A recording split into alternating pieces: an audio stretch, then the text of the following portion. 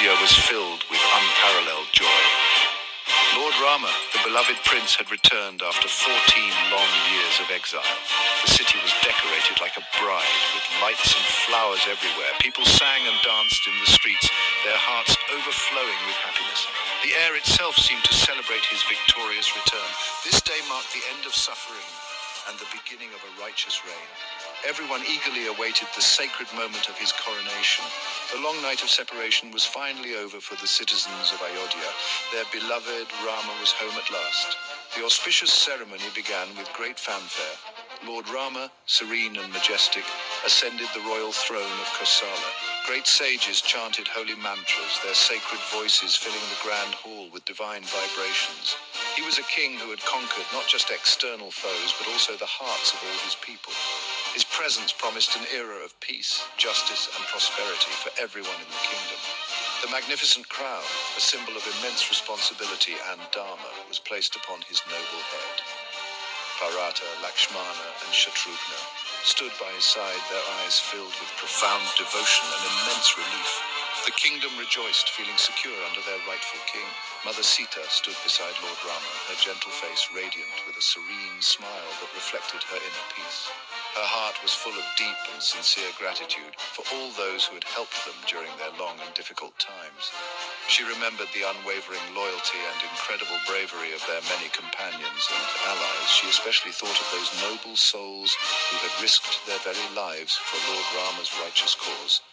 Now, with peace finally restored and Dharma re-established, she wished to express her heartfelt thanks in a meaningful way.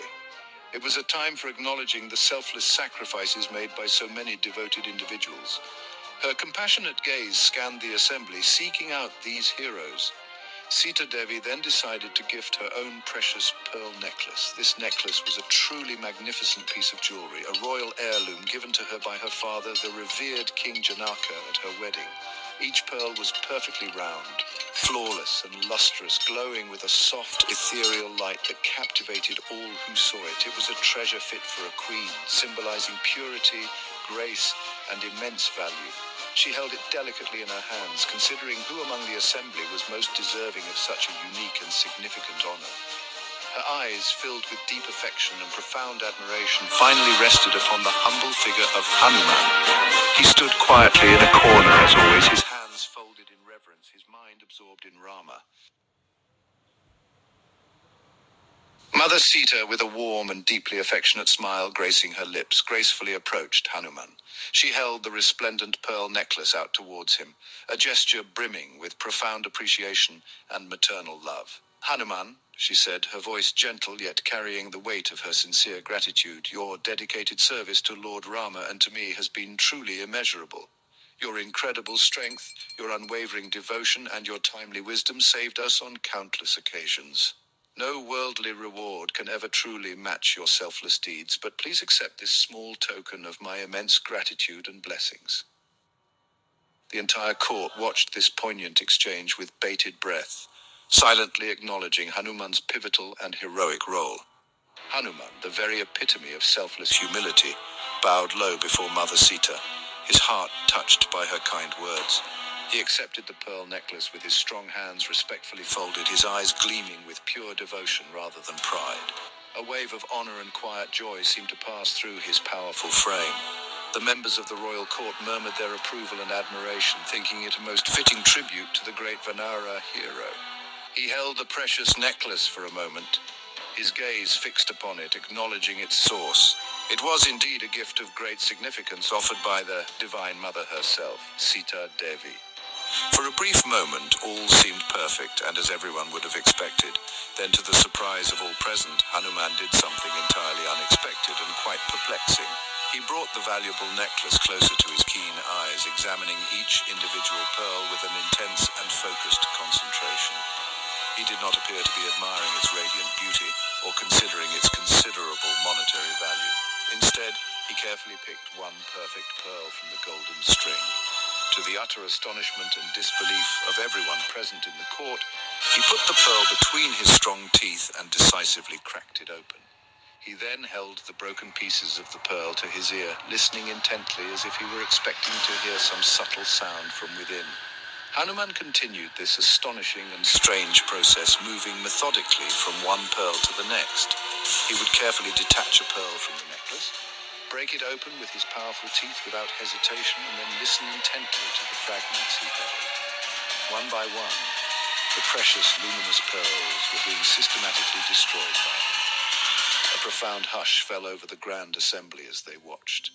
Shock and utter disbelief were writ large on every single face in the hall. What could possibly be the meaning of this bizarre and seemingly destructive behavior? Was Hanuman, the wise and devoted servant of Rama, disrespecting the Queen's precious and heartfelt gift? The air grew thick with unspoken questions. Whispers of confusion began to ripple through the otherwise silent courtroom. Courtiers exchanged bewildered glances, their initial admiration for Hanuman slowly turning into deep confusion and even a hint of dismay. Some present there thought that perhaps Hanuman had lost his senses, overwhelmed by the joyous occasion of the coronation. Others felt a distinct tinge of disappointment, starting to wonder if he was being ungrateful for such a magnificent and personal offering from Mother Sita herself. The deliberate destruction of the priceless pearl necklace, pearl by pearl, seemed like an act of sacrilege or madness to many onlookers. They simply could not comprehend the hidden motive behind his inexplicable actions. Unable to bear the mounting suspense and the apparent disrespect being shown to the Queen's gift any longer, a senior minister, or perhaps it was Laxman himself, who deeply revered Sita, stepped forward. His voice, though intended to be respectful towards Hanuman, carried a clear note of deep concern and urgent inquiry. "Noble Hanuman," he asked, his words echoing in the stillness of the hall, "we are all utterly perplexed by your actions. Mother Sita has gifted you this invaluable necklace out of her immense love and profound gratitude for your services. Why then do you proceed to break these beautiful and flawless pearls? What possible purpose does this act of destruction serve? Surely you understand its immense significance and the pure sentiment behind this royal gift." Hanuman paused his actions immediately. He turned and looked at the assembled lords, ministers, sage advisors, and concerned citizens with his characteristic calm and perfectly serene expression. There was not even the slightest trace of arrogance, anger, or disrespect on his noble face. Instead, his soft eyes shone brightly with a profound, unwavering devotion that seemed to radiate from his very being. He spoke in a voice that was gentle and measured, yet it resonated with deep conviction and unshakable faith. "Oh, respected members of this august assembly," he began, addressing everyone present, "please do not misunderstand my humble actions. I hold Mother Sita's precious gift in the very highest esteem, for it comes directly from her divine and loving hands." However, Hanuman continued, his voice remaining clear, steady, and filled with devotion, "For me, any object, no matter how precious or beautiful it may appear to the eyes of the world, is utterly devoid of any true value if it does not contain within it the holy name of my beloved Lord Rama." He held up a fragment of a broken pearl for all to see. I was carefully examining each pearl to see if it resonated with the sacred sound of Rama. If his divine name is not present within it, then this pearl, or indeed this entire necklace, is merely a collection of shining stones to me. My life's sole purpose and greatest joy is to chant his name and to serve him faithfully at all times. The court listened intently to Hanuman's explanation, still somewhat unconvinced and puzzled by his profound, yet seemingly extreme statement. While his legendary devotion to Lord Rama was known throughout the land and beyond, this particular reasoning seemed difficult for some to fully grasp. Another voice then arose from the assembly, perhaps a skeptic or someone genuinely curious to understand further. "Hanuman," the questioner inquired, "you declare that an object is worthless to you without Lord Rama's name. Does this principle mean that Lord Rama's name is inscribed on everything you possess? Is his name even present within your own being, within your very physical body?" This question was a direct, though not unkind, challenge. A gentle, knowing smile touched Hanuman's lips as he heard the question.